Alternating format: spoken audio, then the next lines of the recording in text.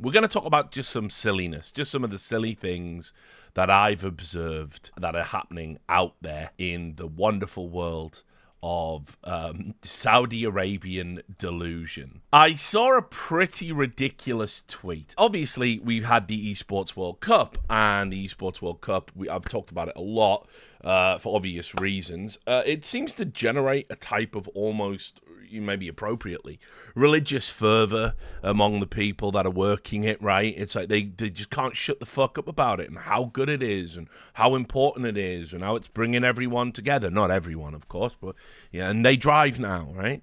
And so it's interesting seeing the kind of disconnect from what people say they're participating in. And then when they want to score internet good boy points, which of course is very important, you need your you need your good boy points on the internet. It's super important, isn't it, that every waking day I get up, I go on a fucking the insanity generator that is fucking social media and tell the world how fucking good of a person I am, how virtuous I am, what I believe, what my opinion is on some fucking meaningless political angle or whatever it might be. People feel compelled to do it, and especially in esports, where clout and attention is kind of like the most, it's the most rewarding thing, almost as much as the bag.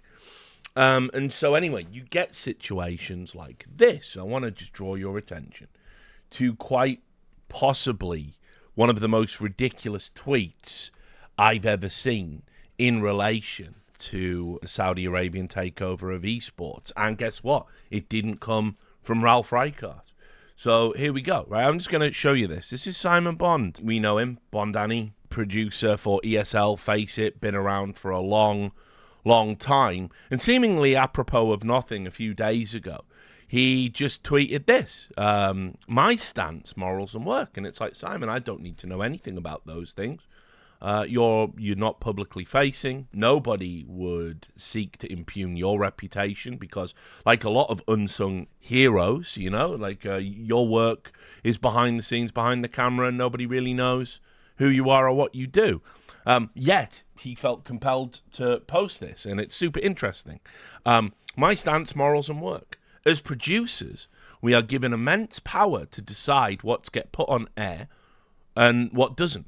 And with this comes great responsibility. You see, great power, great responsibility. Where have I heard that before? Not saying Simon Bond is comparing himself to Spider-Man. To myself, my crew, and our viewers, who for many, very likely, will never know of our existence. Correct.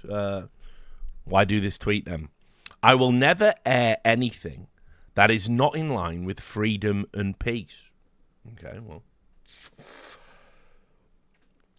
Do I read the whole thing and then break it down, or do I do it line at a time? I'll do it line at a time, I think. I hate to break it to you. Do you know what isn't in line with freedom and peace? The US Air Force. The US Air Force that sponsors ESL, and their logos are being presented on the broadcasts that you produce. The US Air Force, not known for freedom and peace, they're known for war crimes and bombing brown people in the Middle East. That's what the US Air Force is known for, isn't it? If you were to ask most people around the world, what do we think about the US Air Force?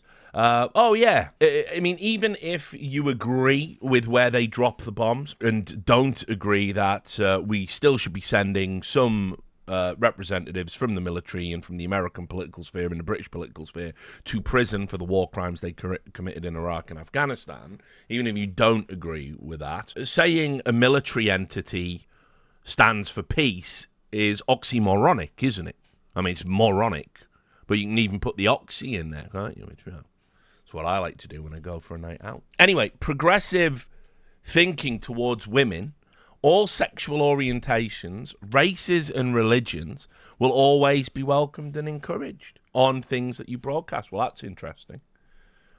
More on that in a moment. I will never allow a show I produce to be controlled for political or hateful purposes, and I will forever refuse censorship. Now, I find this interesting. We're going to come back to the one before it in just a moment. ESL has just finished producing the Esports World Cup, which exists purely for political purposes. It is a sports washing, an esports washing exercise for the Saudi Arabian government. And as you will recall, as I pointed out previously, just on the censorship issue, now listen, people just throw the word censorship around, don't they? They throw the word censorship around all the time. You're censoring me. Richard, I thought you were against censorship. Why did you block me on Twitter? Yes, censorship is one of those trigger words that just bring morons out from their little moron holes in which they live, and they come out and, I'm a fucking moron.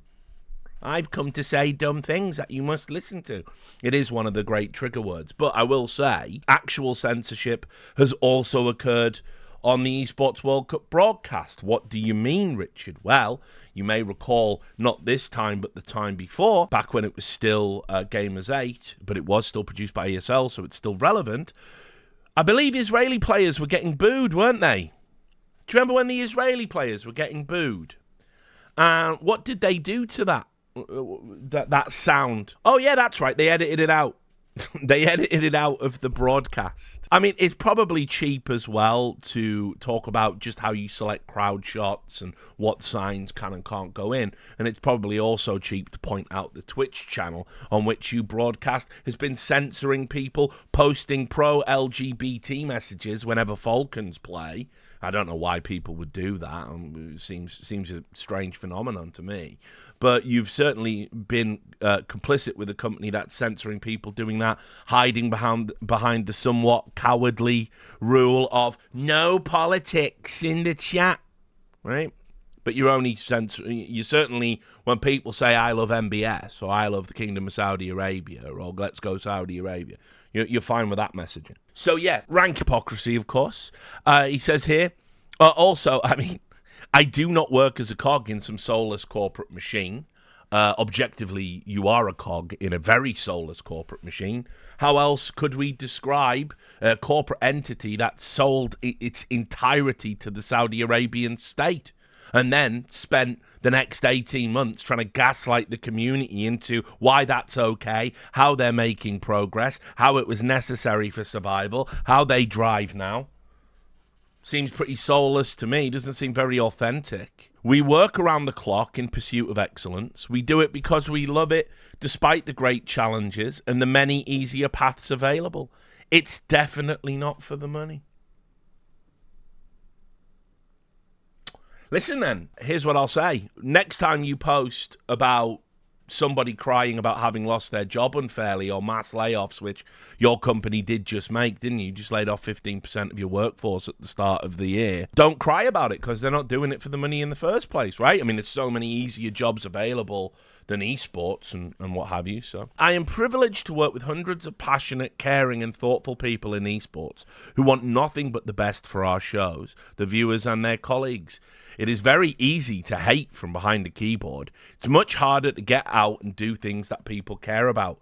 This is the dream I chase every day. So he's a hero, really, compared to you. When you criticize him and criticize the Saudi Arabian takeover of esports and criticize ESL, you're just a hater. And hating's easy, guys.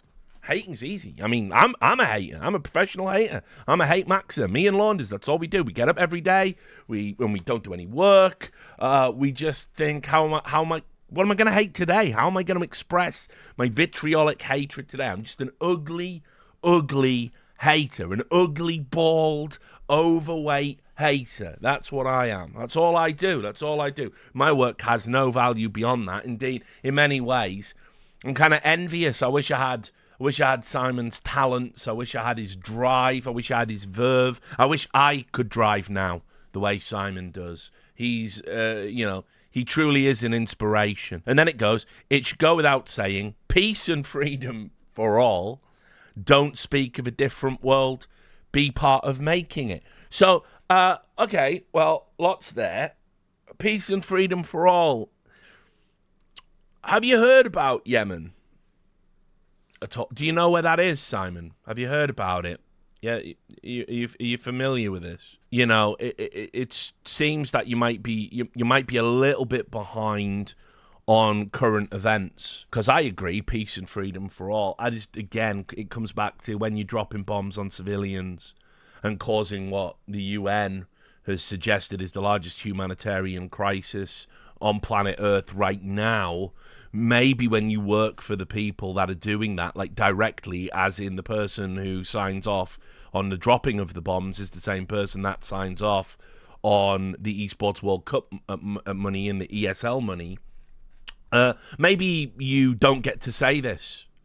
Maybe there is a degree of complicity. I mean, listen, I don't like to do that ordinarily, but you're the one who seems to be presenting yourself as a sort of Jesus-esque figure. Which I just don't think Jesus would have done business with the Saudi Arabian state. That's all. That's all I'm saying. I don't think he would have accepted money from them. Also, when we say all, any thoughts on the gays? Do you have any thoughts on the gays and how Saudi Arabia treats the gays? Any thoughts on that? Any thoughts or feelings on that at all? You know, I don't want to be the CEO of Globo Homo, but that is what has been foisted upon me. So, any thoughts on that? No. I also have to say as well, got to love, who can reply? Well, only accounts he follows or tags directly. So you won't be objecting to Simon Bond's outrageous self-aggrandizing tweet. Let's just take a look at another tweet that Simon Bond made. And remember the contents of this one. Over the weekend, my wonderful team at the Esports World Cup. Your team produced the Esports World Cup? How interesting. Pulled off a great show for LOL on the Cube stage. Unfortunately, I got ill on Friday after setting up rehearsals and day one of the show. And here he is, boasting about it, bragging about it, posting about this sports washing exercise that he engaged in. But remember, he said he would never do this. But you're not just never doing it. You're openly doing it. It just seems so. Why would you post any of this stuff? Like, why? I just don't understand. It's just crazy that you would set yourself up for this. I just don't understand. But this is what I mean. It's like there's this level of delusion.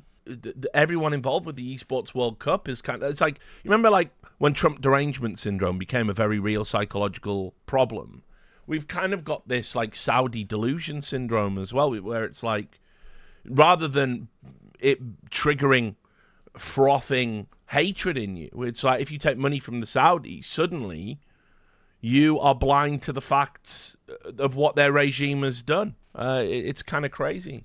I saw another one as well. This is what I mean. It's shills plural, guys, because it's a genuine, real phenomenon that's happening. This has happened many such cases. Sad. You remember when I pointed out in a separate Saudi video that there was all of these people that were reacting about the League of Legends talent announcement, and how there was Joshi and Janiro who had both said, we're not going, like, we are allies and we would never work for Saudi, did it? And then they got offered the bag and then they went. Well, so there was a guy called George Overton, the Overton window, you might say. And he had something to say about that.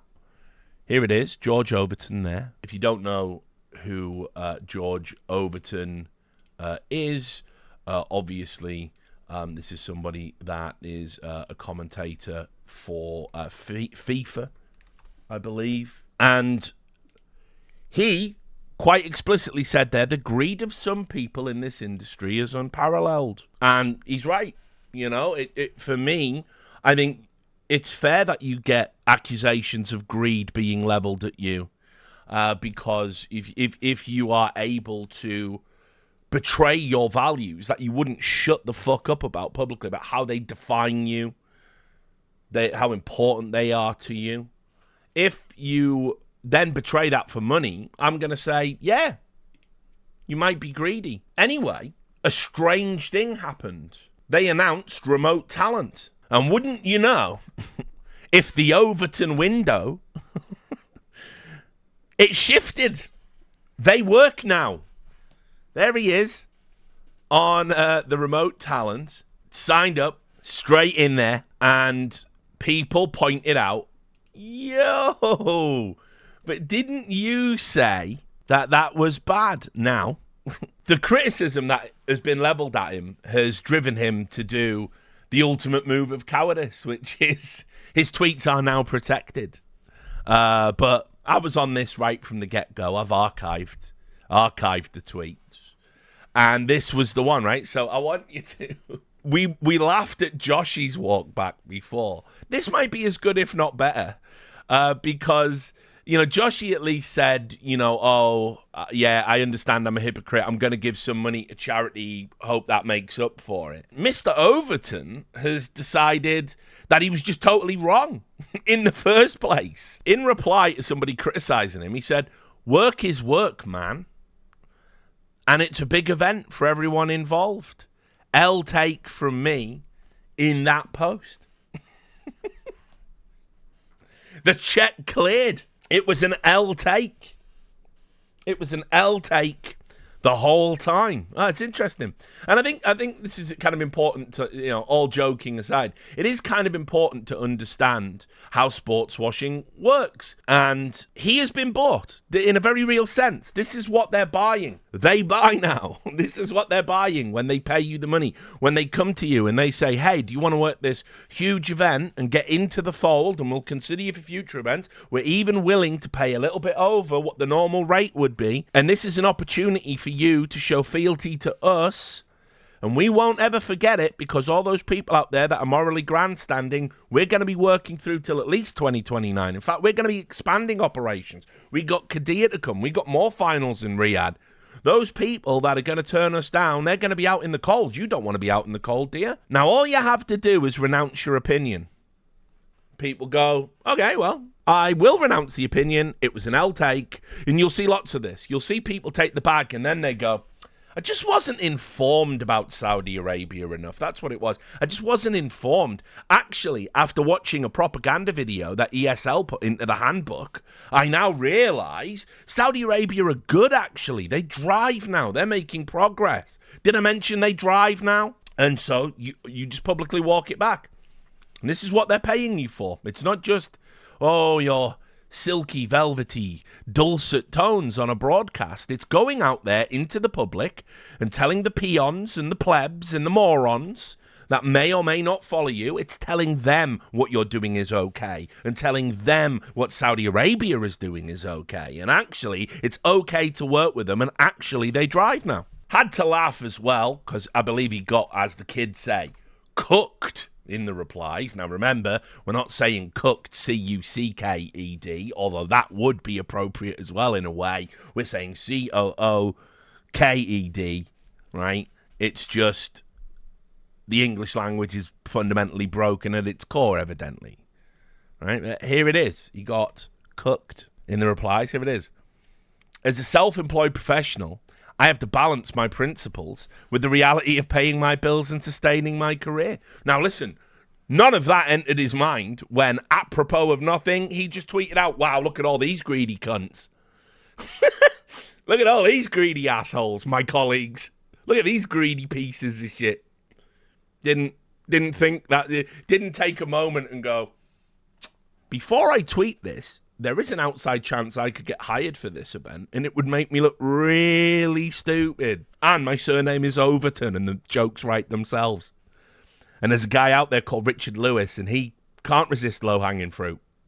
You never thought any of that. I have to balance my principles with the reality of paying my bills and sustaining my career. I recognise that some may see this as a contradiction.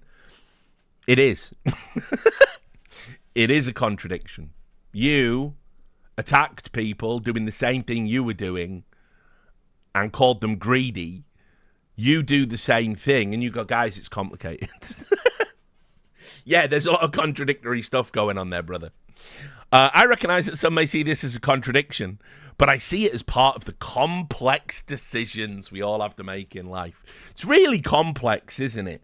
I have principles. There's a bag of money to surrender the principles. Do I surrender the principles for them? Oh, no, it's quite simple, actually. It's very simple. Are you the type of person who believes principles, morals, values are what define us, and therefore they should be almost like immutable qualities by the way we live our lives? Like, put it this way, I'm not one to morally grandstand. Spoiler, I morally grandstand all the time. I've turned down the money, turned down millions, turned down dodgy sponsors, turned anything I think could be harmful to my community, turned down Saudi investment, have my own production company. I could be like an executive at my own company right now, but I said no. I said no. So I don't get why other people can't. It seems quite easy to me. I'm not saying I'm the type of guy. I mean, listen, depends on the principle. Gun to my head, would I say some things I don't believe on, like, in a hostage video to not die? Maybe. I guess it depends how far along in my shit life you do it. You know, give it a few more years, and I might welcome it. Who knows? But I certainly could be tempted under those circumstances. But to sell morals and virtues and principles for money is just gauche. It's just pathetic. It's just money. You know? There's just so many ways to make it. But you, George Overton, you don't want to go and work at a fucking car wash or in retail or in a call center. You don't want to do that because you're super talented, right? You're super talented at talking about video games, and you're entitled to do that. So the principles are just going to have to get sold, I'm afraid. So, yeah, you're right. Chat is right. I even turned down Raid Shadow Legends because one person said, actually, they're really dodgy. And everyone was doing Raid Shadow Legends, and I said no to them. To serve my community. I'm like Jesus in a way. Except Jesus probably would have promoted Raid Shadow Legends. I think he would have gone, nah, I think this is okay. Fuck those money lenders. Flip that table. But now, this resurrection was brought to you by Raid Shadow Legends. He rolls back the stone, he comes out, Use referral code Jesus to get 10,000 free gems. So, that's how fucking good I am. Anyway, it's complex. It's complex now, guys. It's complex. And so here we had Saul Ashon, who said, you're not being criticised for paying your bills. You're being criticised because you criticised others for paying their bills. And that's right. That's 100% right. That's exactly it. That is absolutely correct. You could have just chosen. That's what I mean. I don't know why people do this to themselves. I don't know why you do it to yourselves. It's entirely possible, by the way, if you don't have strong feelings about the Saudi Arabian takeover of esports and the Saudi Arabian state and all the human rights violations it engages in, you don't have to express an opinion about it. You can just say, listen, I don't give a fuck. People will go, how dare you? Because I care about that thing. I don't give a fuck. It's totally fine to say that. What you can't do is attack your colleagues for behavior you then later engage in. And when they did it, it was very simple, one-dimensional, it was greed. When you do it, it's complex, man. I got bills to pay, I got a family. Yeah, they do too. You will notice, by the way, when I've attacked all these Saudi shills, I only attack the ones that walk back the principles, the ones that have sold their morals. I don't attack the people who've maintained from the start, who the fuck am I? You know, I remember when I talked about it with Chad, for example, right? Obviously, I don't want to put him in a video about Saudi again, but just to mention it, because I put his face on the Saudi Arabian flag, and people have been attacking him for a year, and it was quite mentally taxing on him. And so, obviously, I'm deeply sorry about that aspect of it. But, you know, he said to me when we talked about it, he said, mate, I'm a former plumber who just fucking talks about video games for a living. I just love Counter-Strike. Like, I don't know what's going on in the world. Like, I don't fucking know. I don't know how to fix any of it. I know what's bad, but what can I do? You know? And it's like, yeah, okay. Well, that opinion, that view is valid. Some people do just feel that way. And you will notice, though, there's no tweet of Chad, I'm outraged at the Neon sponsorship. Chad's a simple man. So, fine. He loves video games. He loves a beer. He loves Australia and JKS. Man of simple tastes. That smile, that damn smile. What? He loves complicated systems. Whatever, I'm not a plumber, am I? Right? You don't get to invent complexity in your life. It's like so pathetic, isn't it? Like, no, I'm the main character, so there's lots of external factors affecting my shit. You're an NPC. You're just greedy. You're just a one-note individual. So I had to get this recorded because there's going to be more of this. You're going to see lots of these people walking it back because it just seems to be the case that everyone involved with the Esports World Cup is attempting to gaslight themselves about why it's okay to be involved with the Esports World Cup. That's what they do.